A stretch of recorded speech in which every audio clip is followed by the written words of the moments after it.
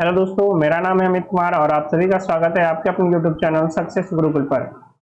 आज हम लोग 2 दिसंबर के शिफ्ट 4 के जो मैथ के सवाल है उसको सॉल्व करेंगे। तो वीडियो पसंद आए तो वीडियो को लाइक जरूर करें, ज़्यादा से ज़्यादा स्टूडेंट्स के भी शेयर करें और चैनल पर नए हैं तो चैनल को सब्सक्राइब जरूर करें। कह रहा है ए और बी मिलकर किसी कार्य को 50 दिनों में कर सकते हैं। यदि ए बी से 40% कम कुशल है तो ए अकेले कार्य करके 60% कार्य को कितने दिनों में पूरा कर सकता है। दो व्यक्ति है ए और बी, ए बी से 60% कम कुशल है, यानी ए अगर 100% कुशल है तो ये 60% कुशल है। ये कुशलता का अनुपात है एफिशिएंसी का, यानी ये अनुपात आ जाएगा 3:5। तो ए एक दिन में 3 काम कर रहा है तो बी एक दिन में 5, दोनों मिलकर एक दिन में 8 काम करेंगे और दोनों मिलकर 50 दिन में काम को पूरा करते हैं। तो टोटल वर्क कितना हो जाएगा 8 गुना 50। अब ये वर्क हमें किससे करवाना है, ए से, और वर्क का 60% ही कराना है। तो अगर पूरा वर्क करना होता तो 8 गुना 50/3 समय लगता है ए को, लेकिन इतना का 60% ही कराना है तो इतना का निकालेंगे क्या 60%। तो 50 दूना 100, 3 से ये 20 बार में और 2 से ये 10 बार में, तो कितना आ गया 80। यानी ये जो है टोटल काम का 60% 80 दिनों में पूरा करेगा। कह रहा है सभी विषयों के कुल योग में सबसे कम अंक किसने प्राप्त किए। 5 विद्यार्थी है, अलग अलग सब्जेक्ट में उनके मार्क्स है। कह रहा है ए डी सी और ई, ये 4 ऑप्शन है, इनमें से किस विद्यार्थी का जो है ओवरऑल मार्क्स जो है सबसे कम है। तो आप देखोगे ऑप्शन में ए है तो ए का चेक कर लेते हैं। 54, 65, 65, अगर सबको 60 बना दे तो इसको 6 दे देंगे और तो 60 बन जाएगा, और इसमें से 6 दे देंगे तो ये 65 है और इसमें से 6 दे देंगे तो 61, यानी इसका एवरेज 60 से ज्यादा है। ऐसे ही आप इसको 8 दे दोगे तो 60, ये भी जो है 70, 80 हो जाएगा, ये 78, इसका भी एवरेज 60 से ज्यादा है। आप देखोगे ये 48 है, वैसे बी ऑप्शन में था ही नहीं तो चेक भी नहीं करते। सी था 48, 48 और 67। तो अगर हम इसको क्या कर दे, 2-2 दे दे तो 50, 50 हो जाएगा और इधर 63 बचेगा, यानी इसका एवरेज जो है 50 से थोड़ा सा ज्यादा है और 60 से कम है, यानी 50 और 60 के बीच है। फिर आप देखोगे डी का तो 41 है, 87 है, 60 है। अगर इसमें से हम 19 दे भी दे तो सबका एवरेज 60 हो जाएगा, और उसी तरह ई का भी एवरेज 60 से एबव है। तो बच गया कौन, सी। सी का एवरेज 50 और 60 के बीच है, यानी सबसे कम किसका है, सी का है। कह रहा है यदि साइन ए बराबर 4/5 है और साइन बी बराबर 15/17 है तो साइन ए माइनस बी निकालना है। तो साइन ए माइनस बी का फार्मूला क्या होता है, साइन ए माइनस बी का फार्मूला होता है sine A into cos B minus cos A into sine B. इसके लिए जरूरत क्या पड़ेगी, इसके लिए जरूरत पड़ेगी साइन ए की जो कि दे रखा है 4/5 है, कॉस बी की जरूरत पड़ेगी। अब साइन बी अगर 15/17 है तो कॉस बी क्या हो जाएगा कि 15, 17 और किसका ट्रिपलेट होता है 8 का, तो कॉस बी हो जाएगा 8/17 माइनस कॉस ए, साइन ए 4/5 है तो कॉस ए 3/5 होगा, और साइन बी दे रखा है 15/17। तो 8 चक 32/85 माइनस 15 45/85। तो 32 में से 85 जाएगा तो -13/85। ठीक है, ऑप्शन नंबर 2। त्रिभुज एक्स वाई जेड के परिकेंद्र एल से भुजा वाई जेड पर लंब LM खींचा गया। यदि angle Y X Z 60 degree है तो वाई LM निकालना है। एक त्रिभुज है, इस त्रिभुज में ये है परिकेंद्र L, और इस L से यहाँ पे x है, y है, z है। वाई जेड पर क्या किया गया है, लंब डाला गया है। ठीक है, तो एंगल वाई एक्स जेड यानी ये एंगल दे रखा है आपको 60 डिग्री।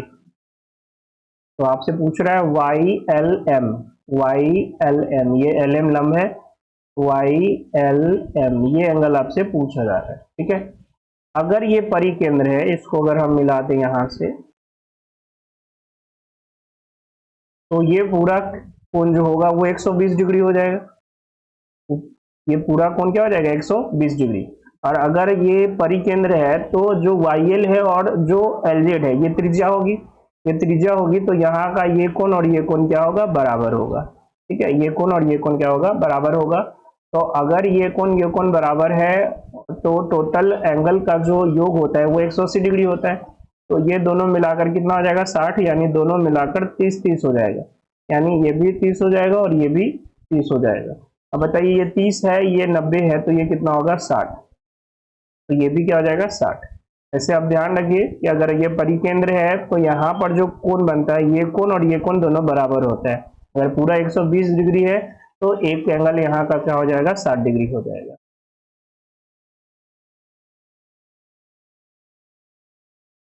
नीचे दी गई तालिका का अध्ययन कीजिए और नीचे दिए गए प्रश्नों के उत्तर दीजिए। देश दिए हुए हैं, परीक्षणों की संख्या, पॉजिटिव केस, वेंटिलेटर के लिए रोगियों की संख्या आपसे दी गई है। ऊपर दी गई तालिका के अनुसार किस देश में सबसे ज्यादा पॉजिटिव केस है। तो पॉजिटिव केस 14,000 का 12%, 12,000 का 8%। अब देखो सबसे ज्यादा परसेंट 12% है दो जगह, इसी दोनों में से हो सकता है। यहाँ 10,000 का 12% है, यहाँ 14,000 का 12% है, तो 14,000 का 12% ज्यादा होगा। तो ऑप्शन क्या हो जाएगा, US।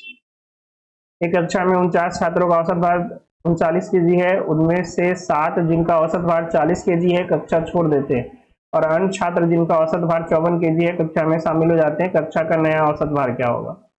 49 छात्रों का दिया हुआ है 39 केजी, 7 छात्र जो निकले हैं उनका भार है और 40 केजी, और फिर 7 छात्र आए इसके बदले, उनका है 54 केजी। तो ये 7 गया, ठीक है, ये 54 केजी है।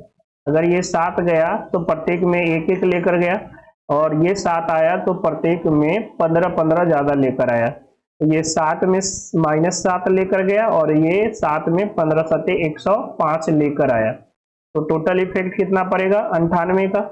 यानी इस 7 के निकलने और इस 7 के आने से टोटल 98 की वृद्धि हो रही है। तो पहले 39 छात्रों का औसत क्या था, 39 छात्रों का औसत क्या था, 39 था। अब सबके योग में 98 का फर्क पड़ेगा, और ये 98 जो है ये प्रत्येक छात्र को बटा जाएगा, यानी 49 छात्रों को जाएगा। तो प्रत्येक छात्र के लिए कितना कितना जाएगा, 2 जाएगा। तो 39 पहले से था, अब प्रत्येक छात्र का 2 बढ़ जाएगा, तो कितना हो जाएगा, 41 केजी। तो नए छात्रों का जो औसत होगा वो 41 केजी हो जाएगा। कह रहा है 2 ट्रेनें P और Q स्टेशन S और T से एक दूसरे की ओर चलना शुरू करते हैं। उनके मिलने के बाद क्रमशः T और S तक पहुंचने में ट्रेन P 4 घंटा 48 मिनट और ट्रेन Q 3 घंटा 20 मिनट का समय लगता है।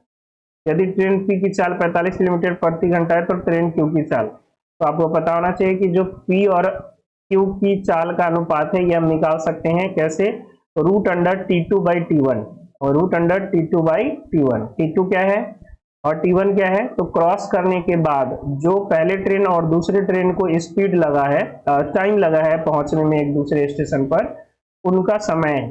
तो T2 कितना है, T2 है आपके पास 3 घंटा 20 मिनट बोले तो 200 मिनट, और T1 है आपका 4 6 24 और 48 यानी 288 मिनट। तो यहाँ से ये कैंसिल हो जाएगा, 8 से 8 दूना 16, 8 25 40, 8 3 24, 8 6 48, यानी ये आ गया 5/6, यानी 5:6। तो SP और SQ के मतलब P के चाल और Q के चाल का अनुपात 5:6 हो गया। अब P का चाल दे रखा है 45 किलोमीटर प्रति घंटा, यानी 5 यूनिट का वैल्यू 45 किलोमीटर, कितना गुना हुआ है, 9 गुना।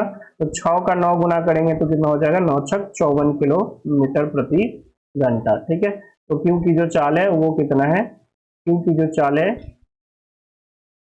वो 54 किलोमीटर प्रति घंटा है। त्रिभुज ओ त्रिभुज PQR का अंतः केंद्र है, तो कोण POR 140 डिग्री है, तो कोण PQR का मान ज्ञात कीजिए। SSC का इतना फेवरेट क्वेश्चन कि इसके बिना तो एग्जाम ही नहीं कंडक्ट होता है ना। PQR और ये अंतः केंद्र है O।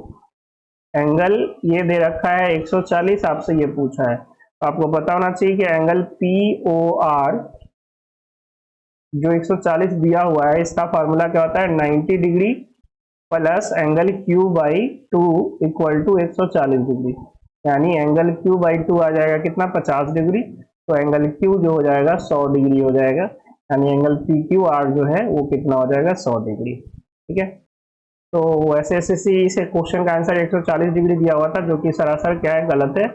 इस क्वेश्चन का आंसर 100 डिग्री होगा। निम्नलिखित में कौन 2, 3 और 5 से भाज्य है? तो 2 से भाज्य होने के लिए सम होना चाहिए, और 5 से विभाज्य होने के लिए या इकाई का अंक या तो 0 होना चाहिए या 5 होना चाहिए। तो ऑप्शन ए ऐसे ही खत्म हो गया और 3 ऐसे ही खत्म हो गया। अब हम लोग 3 से विभाजकता चेक कर लेंगे कि 3 से कौन कौन भाज्य है। ठीक है, दोनों ऑप्शन में। तो आप देखोगे 5, 4, 9 3 से कट गया, 6 3 से कट गया, और 7, 7 14 और 6 20 3 से नहीं कटेगा, तो ये नहीं हो सकता है, बच गया डी। फिर कर लो, 3 2 5 और 4 9 खत्म, 7 5 12 खत्म और 6 खत्म, तो ऑप्शन नंबर 4 हो जाए। एक दुकानदार 2750 की अंकित मूल्य वाली घड़ी पर 2 क्रमिक छूट देता है। दी गई पहली छूट 10% है। यदि ग्राहक घड़ी के लिए 2103.75 रुपए का भुगतान करता है तो दूसरी छूट कितना है?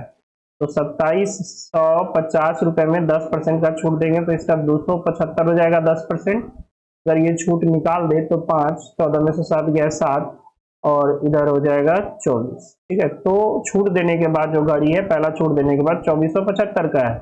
एक और छूट दिया जिससे इसका रेट हो गया 2103.75। तो कितना का छूट मिला? 0.75 और सॉरी 25, और इधर हो गया 4 में से 3 गया 1, 7 और ये 3, 371.25 का छूट मिला। कितना पर छूट मिला? 2475 पर छूट मिला, और परसेंटेज बदलने के लिए गुना 100%।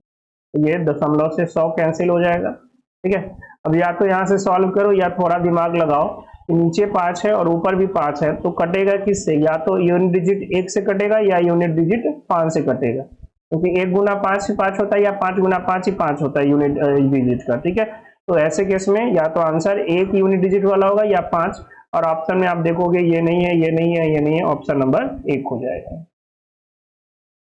निम्नलिखित पाई चार्ट में वर्ष में 2012 के दौरान विभिन्न राज्यों में पर्यटन पर एक देश के खर्च को दर्शाता है।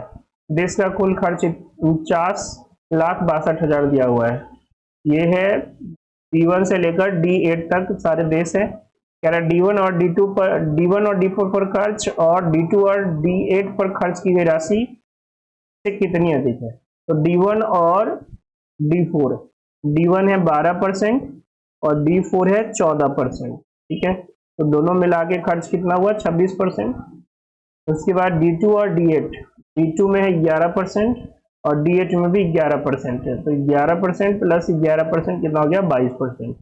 तो कितना ज्यादा है? 4% ज्यादा है। इसी 4% का वैल्यू निकालना है, यानी 49,62,000 का कितना निकालना है? 4% निकालना है। 2 जीरो से 2 जीरो कैंसिल, तो 0 और दूसरा डिजिट क्या हो जाएगा? 4 दूना 8। एक ही ऑप्शन में दूसरा digit 8, option number 3। k plus 1/k 3 है तो KQ प्लस 1/KQ निकालना है। k plus 1/k equal to 3, तो KQ plus 1/KQ equal to 3 का क्यूब माइनस 3 गुना 3, यानी 27 माइनस 12 बराबर 18। इतना बार पूछा जा चुका है ये क्वेश्चन कि बच्चों को आंसर याद हो जाता है। एक विद्यालय के पुस्तकालय में गणित, भौतिकी और रसायन विज्ञान की पुस्तकों की संख्या दी हुई है 8, 5 और 9 के अनुपात में। इन पुस्तकों में क्रमशः 10%, 15%, 5% और 5% की वृद्धि करने का प्रस्ताव है। वृद्धि के बाद पुस्तकों की संख्या, तो 8 का 10% वृद्धि होगा तो 110% हो जाएगा। अनुपात 5 का 5% वृद्धि होगा तो 105, और 9 का 5% वृद्धि होगा तो 105। अब के नीचे 100 आएगा तो 100 से 100 क्या हो जाएगा? कैंसिल हो जाएगा। तो 5 से काट देते हैं इसको, 5 से ये कट जाएगा 22 बार में, 5 से ये कट गया और 5 से ये कट जाएगा 21 बार में, और किसी से तो कटने वाला नहीं लग रहा है। तो 22 8 हो जाएगा 176, अनुपात 105 और 21 नमा 189, ऑप्शन नंबर 4। ए और बी की वर्तमान आयु के बीच का अनुपात 2:3 है। 5 वर्ष बाद उनकी आयु के बीच का अनुपात 3:4 होगा। तो 2:3 है अभी, 5 वर्ष के बाद ये क्या हो जाएगा? 3:4 हो जाएगा। तो 5 वर्ष की बात है। आप देखोगे इसका भी गैप 1 है, इसका भी गैप 1 का है, तो 1 का गैप क्यों है? क्योंकि 5 वर्ष की बात है, तो 1 यूनिट 5 वर्ष के बराबर है। आपसे पूछ रहा है बी की वर्तमान आयु 3 यूनिट, तो 3 यूनिट का वैल्यू कितना हो जाएगा 15 वर्ष। ठीक है, ऑप्शन नंबर 3। करा दी गई आकृति में ए बी बराबर डीबी है, ए बी बराबर डीबी है, डीसी ए सी बराबर डीसी है, ए सी बराबर डीसी है, angle A B D, angle A B D, यानी ये पूरा कोण दिया हुआ है 58, डीबीसी दिया हुआ है 2x माइनस 4 डिग्री, ए सी भी दिया हुआ है, डीसी भी दिया हुआ है। आपसे पूछ रहा है 2x प्लस 5y का मान। तो सबसे पहले तो अगर इसको हम मिला दें यहाँ से यहाँ, तो आप देखोगे ये कोण और ये भुजा बराबर है, तो ये कोण बराबर होगा। मान लीजिए ये अल्फा है तो ये भी अल्फा होगा, और ये कोण भी क्या होगा बराबर होगा। अगर ये बीटा है तो ये भी बीटा होगा, कहने का मतलब ये पूरा कोण अल्फा प्लस बीटा और ये पूरा कोण अल्फा प्लस बीटा। अब दो साइड बराबर है, ठीक है, ये दो साइड बराबर है और ये कोण बराबर है, दोनों भुजा के बीच का कोण बराबर है, तो त्रिभुज क्या हो जाएंगे सर्वांगसम। तो यहाँ पर जो आपका त्रिभुज एबीसी है, त्रिभुज ए बी सी वो सर्वांगसम है किसके, त्रिभुज सी बी सी डी के, बी सी डी के सर्वांगसम है, यानी सभी अंगों में समान है। तो ये कोण बराबर होगा और ये कोण भी क्या होगा बराबर होगा। ये पूरा 58 दिया हुआ है, तो ये 58 है, तो ये भी क्या होगा 29 डिग्री और ये भी क्या होगा 29 डिग्री। और एंगल डीबीसी दे रखा है 2x माइनस 4 डिग्री, यानी 2x माइनस 4 डिग्री जो है यह 29 डिग्री के बराबर है। तो 2x किसके बराबर हो जाएगा 33 डिग्री के। ठीक है, उसके बाद यहाँ पर इधर देखिए कि ये एंगल दे रखा है ए सी बी, ये है y प्लस 15 और डी सी बी ये 63 है, तो y प्लस 15 किसके बराबर होगा 63 के बराबर होगा। तो y इक्वल टू कितना आ जाएगा 48। इसका हमें 5y चाहिए तो 5y निकाल लेते हैं 240। आपसे पूछा है 2x प्लस 5y का वैल्यू, तो 33 डिग्री और प्लस में 240 कितना हो जाएगा 273 डिग्री, 273 डिग्री, ऑप्शन नंबर 2। तीन संख्याएं जो है 2 अनुपात 3 अनुपात 5 के अनुपात में है, उनका लघुत्तम समापवर्त 90 है, तो उनका महत्तम समापवर्त क्या होगा। तो 2 3 5 का एलसीएम 2 25 6 25 30 है ना, और 30 यूनिट का वैल्यू दे रखा है 90, तो 1 यूनिट का वैल्यू कितना हो जाएगा 3। और आपको पता है जो 1 यूनिट का वैल्यू होता है वही क्या होता है मसा होता है, एचसीएफ होता है। एचसीएफ क्या हो जाएगा 3। तो 3 का अगर आप 2 3 5 का मौसा निकालोगे तो क्या आ जाएगा 1 यूनिट का वैल्यू 3, तो मौसा हो जाएगा कितना 3। निम्नलिखित में कौन सा कथन सत्य है। एक में कह रहा है 100 का स्क्वायर माइनस 99 का स्क्वायर, 98 का स्क्वायर 97 का स्क्वायर, और इस तरह से 1 तक चल रहा है। ठीक है, और इसका मान जो है दे रखा है कि 50 50 है, यानी 5050 है। तो 100 का स्क्वायर माइनस 99 के स्क्वायर को क्या लिख सकते हैं 100 प्लस 99 इंटू 100 माइनस 99, और 100 माइनस 99 कितना हो जाएगा 1, और 1 से इसमें गुना होगा तो ये 100 प्लस 99 ही होगा। इसी तरह 98 और 97 वाले को करेंगे तो 98 प्लस 97 आएगा। इसी तरह आगे करेंगे लास्ट वाला को तो 2 प्लस 1 आएगा, यानी 1 से लेकर हमें 100 तक का जोड़ चाहिए। तो प्रथम n प्राकृत संख्या का योग क्या होता है n इंटू एन प्लस 1/2। तो यहाँ 100 गो है तो 100 इंटू 100 प्लस 1 101 बटा में 2, तो 2 से कट जाएगा ये 50 बार में, तो ये हो गया 0505। इनका सबका योग इतना है और यही कह रहा है, तो पहला कथन तो सही है। दूसरा कह रहा है कि 8x plus 8/x equal to -16। अगर 8 कॉमन ले तो x plus 1/x equal to -2 होगा, और यहाँ से x का वैल्यू कितना आ जाएगा -1 पे पावर 197 और प्लस 1 बटा -1 पे पावर 197। तो विषम है तो ये भी -1 देगा, ये भी -1 देगा, तो कितना हो जाएगा -2, जबकि यहाँ दे रखा है कि 2 है, तो दूसरा इसका जो कथन है वो गलत है। तो केवल एक सही होगा, ऑप्शन नंबर 4। तरह एक कार को 2,78,000 में बेचने पर एक डीलर को 25% का लाभ होता है। यदि लाभ को घटाकर 18% कर दिया जाए तो विक्रय मूल्य क्या होगा। ठीक है, तो 2,78,000 में बेचा तो 25% का लाभ हुआ, मतलब ये 125 यूनिट का वैल्यू है, हमें 18% ही लाभ करना है, यानी 118 यूनिट का वैल्यू चाहिए। ठीक है, तो 125 से ये 3 जीरो काट देते हैं, 1000 कितना बार में कट जाएगा 800 और 200, 8 बार में ये कैंसिल हो जाएगा। ठीक है, 1000 अलग कर लिए तो 1000 को काट लिए 125 से 8 बार में, तो यूनिट डिजिट सबका 2 है तो हमें गुना करना ही पड़ेगा इसमें, ठीक है ना। तो इसका जो है गुना कर लेते हैं 128 278 में 8 से गुना कर लें, 88 64, 6 8 7 56 6 62, 6 8 दूना 16 और 2 22 में 118 से 8 छक 32, 2 8 दूना 16, 3 19, 8 दूना 16 1 17, 8 दूना 16 1 17, यहाँ हो जाएगा 4 4 4 2 2 2 और ये 4 2 2 2, यानी 2 9 4 13 का 3 हासिल 1, 4 9 13 1 14 4 हासिल 1, 7 2 9 और 2 11 1 12 का 2 हासिल 1 और 2 2 4 1 5 1 6 और 2, यानी 2,62,432, ऑप्शन नंबर 4। साधारण ब्याज पर 640 रुपये की धनराशि 2 वर्ष में 832 रुपये हो जाती है, तो साधारण ब्याज की समान दर पर 4 वर्ष में 860 रुपये कितने हो जाएंगे। तो यहाँ से दो तरीके हैं, एक तो रेट निकाल लो और फिर इस पर जो है 4 साल का ब्याज निकाल लो।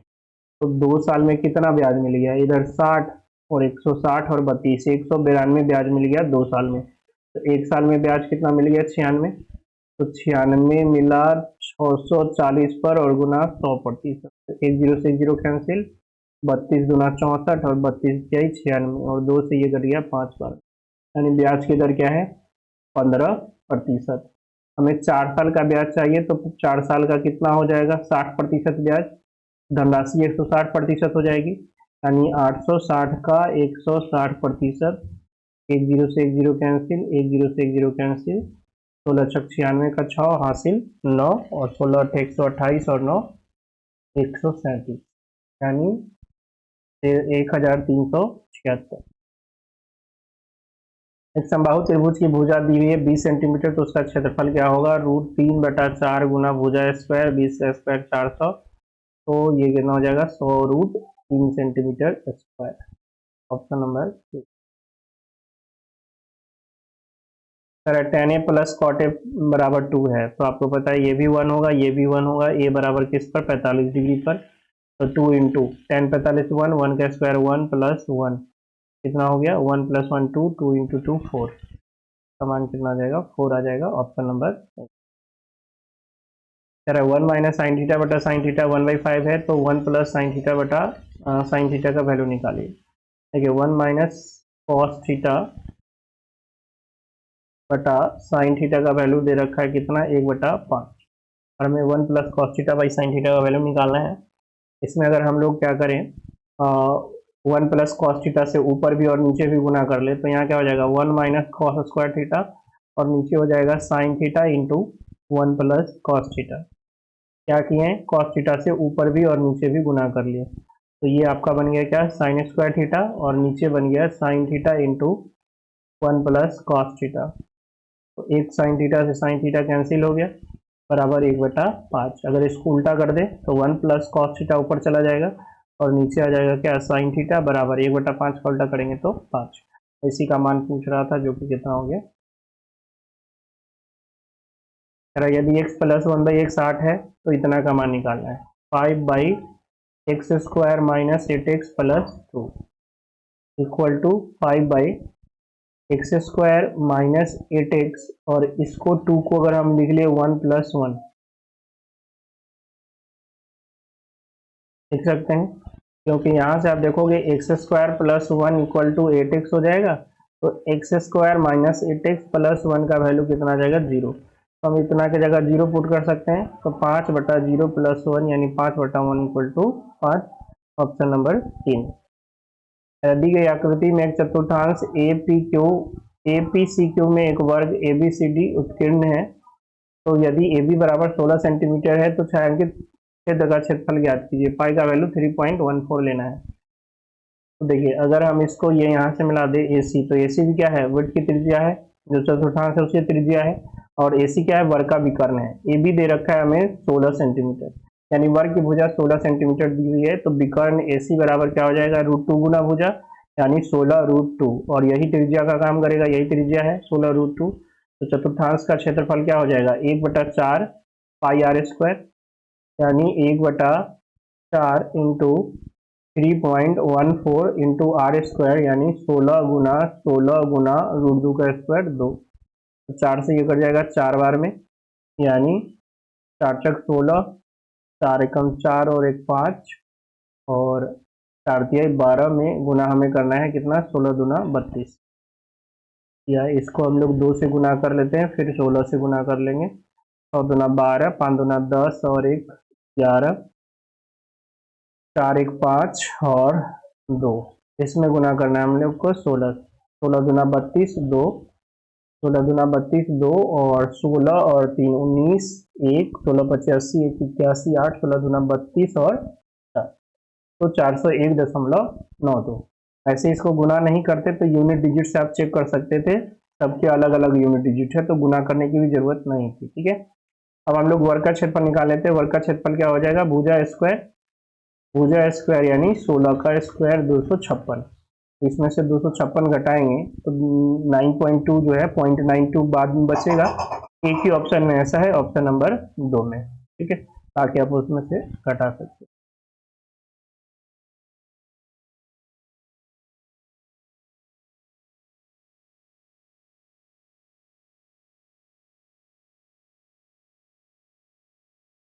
तरह दी गई तालिका का अध्ययन करें और नीचे दिए गए प्रश्नों का उत्तर दीजिए। शहर है और सेवाएं हैं XYZ। किस शहर की सेवा में प्रति शहर के ग्राहकों की औसत संख्या सबसे अधिक है? ए है, बी है, सी है और डी है। तो अगर हम सबको इसमें क्या बना ले, 250 बना ले तो 250 हो गया इसका, और इसमें से 75 दे दे तो इसका भी 250 होगा, और इसमें से 75 ले लिए तो 275 बचेगा, यानी इसका एवरेज 250 से ज्यादा है। अब देखोगे 220 190 240 है तो इसका तो होगा ही नहीं 250 से कम ही होगा। इसका अगर 10 इसको दे दे और 20 इसका दे दे तो भी इसका 250 से कम आएगा। और इसको अगर हम 5 दे दे तो 250 बन गया, ये 180 बन गया। 180 का इसमें से 70 दे दिए तो ये 250 बन गया। ठीक है, और 70 इसमें से इसको दे दिए तो ये कितना बन गया, 260। तो डी का जो है भी एवरेज 260 है। लेकिन देखोगे इसका 250 था तो एक 275 था, और इसका 250 था तो एक 260 ही था। इसका मतलब ज्यादा किसका हो जाएगा, ए का। तो ए का जो है ग्राहकों की औसत संख्या सबसे अधिक है। तो आशा करते हैं ये वीडियो आपको पसंद आया हो। वीडियो पसंद आया तो वीडियो को लाइक जरूर करें, और चैनल पर नए हैं तो चैनल को सब्सक्राइब जरूर करें। मिलते हैं नेक्स्ट वीडियो में, तब तक के लिए जय हिंद जय भारत।